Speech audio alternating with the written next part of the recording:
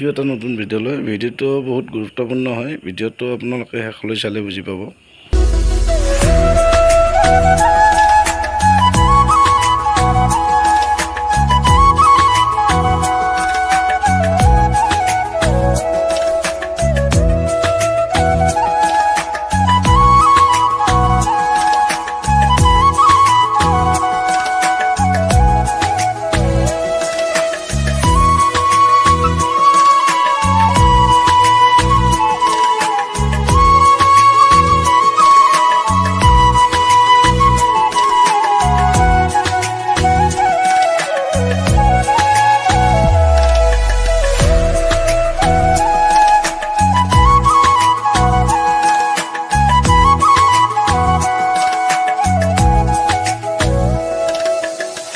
মই এক লাইন গাঁথনি কৰি আছোঁ লিণ্টাৰৰ ওপৰত আপোনালোকে যিডাল বিম দেখি আছে, এই বিমডালত আপোনালোকে যদি খলা নিদিয়ে তেতিয়াহ'লে বহুত ফাটাৰ বহুতে চান্স থাকে।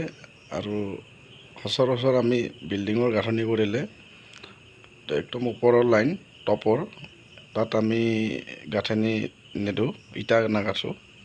তাত আমি 3-4 ডাউন চিপছ শিল তৈরি ঢালাই বনাই তাত ঢালাইটো সোমাই দিওঁ। আৰু ইয়াত যিহেতু ওপৰত এডাল লিণ্টাৰ আপোনালোকে দেখি আছে, লিণ্টাৰডাল থকাৰ কাৰণে আমি তাতে ইটাই গাঁঠি দিছোঁ। আৰু এই কামটোৰে মই পিলাৰবিলাকত 12 mm ৰড ব্যৱহাৰ কৰিছোঁ আৰু জালিবিলাকত মই 10 mm দিছোঁ।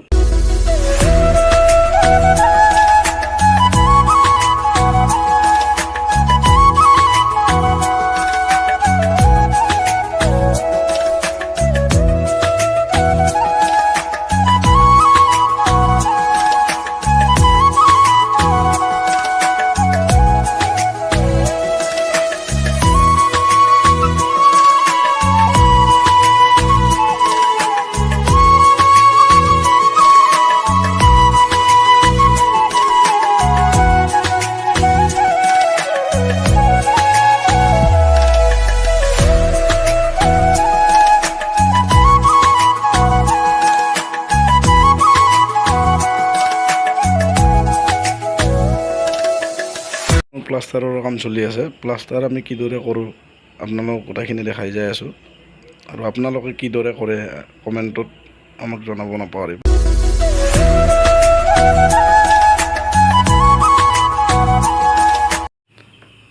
এতিয়া মই এখন দেৱাল প্লাষ্টাৰ কৰিলোঁ। ইয়াত মই দাগি মাৰি আছোঁ 5 ফুটত, আৰু ইয়াতে টাইলছ হ'ব। আৰু আমি প্লাষ্টাৰ কৰিলে দেৱালখনত আমি মিক্সাৰ মাৰি দিওঁ। বিম চাট এইবোৰত আমি ঘলা মাৰোঁ। কিবা বেলেগ পদ্ধতিত কৰে এইটো আমাক জনাব।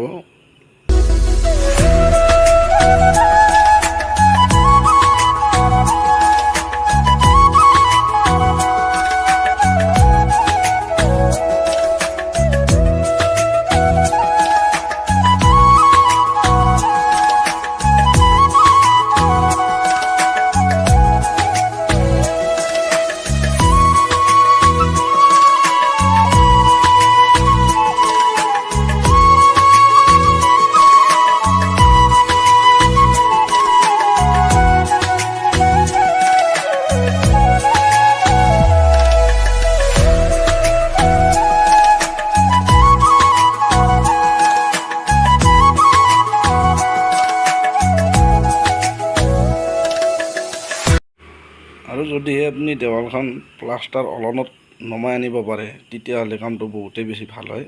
আৰু টাইলছ লগালে আপোনাৰ দেৱালখন অলনত লাগিবই, কাৰণ অলন যদি আপোনাৰ ঠিক নহয় তেতিয়াহ'লে আপোনাৰ টাইলছ লগাটো ভাল নহ'ব ফিটিংটো।